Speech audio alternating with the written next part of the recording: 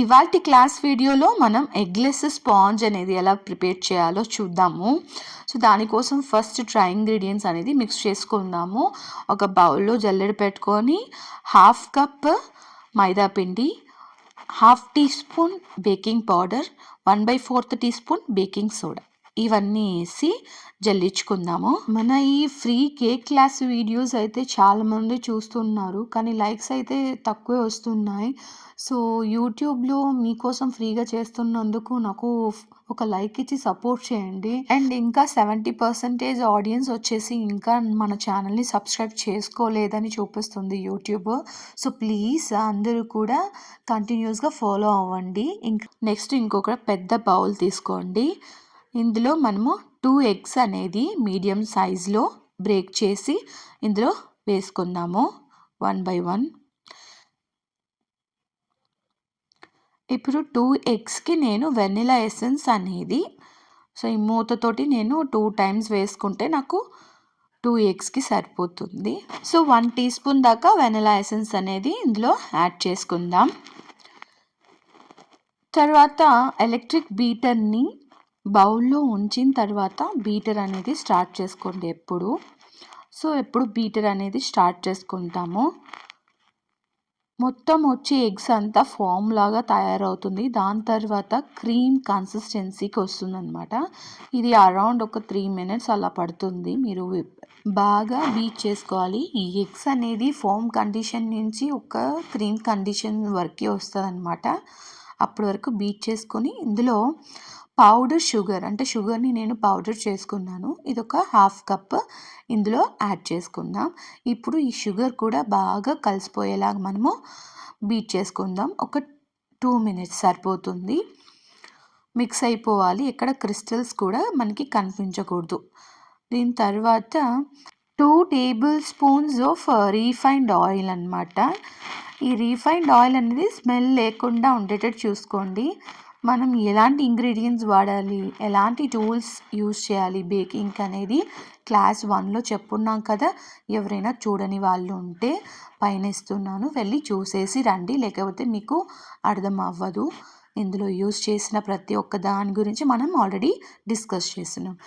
Oil కూడా బాగా mix అయ్యేదాకా 1 minute బీట్ చేసుకొని ఈ స్టేజ్లో స్టాప్ చేసేయండి.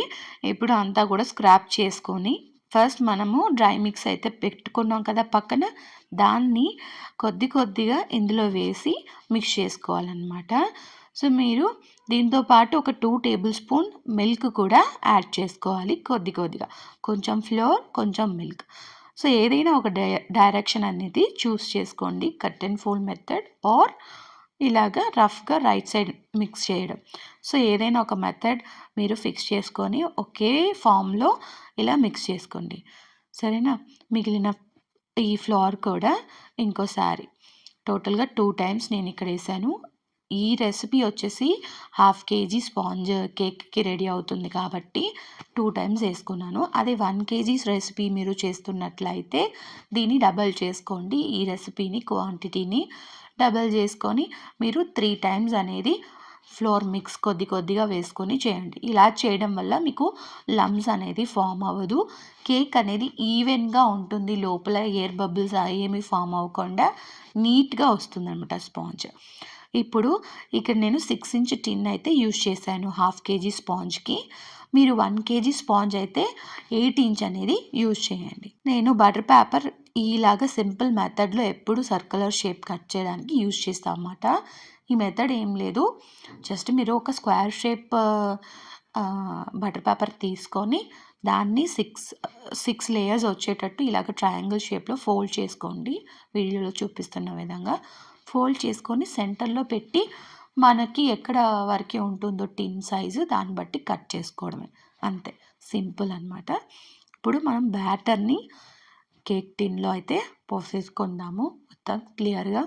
అరౌండ్ మనం బ్యాటర్ ప్రిపేర్ చేయడం దగ్గర నుంచి కేక్ టిన్లో పోసేంత వరకు ఒక 10 to 15 minutes ఉండాలి, దానికంటే ఎక్కువ ఉండకూడదు. మన ఛానల్లో వీడియోస్ ఇప్పుడే మీరు చూస్తున్నట్లయితే ఫస్ట్ టైం మన ఛానల్కి సబ్స్క్రైబ్ చేసుకోవడం మర్చిపోకండి. ఎందుకంటే ఈ వీక్ సాటర్డే నేను లైవ్ సెషన్ అనేది ఇవ్వబోతున్నాను.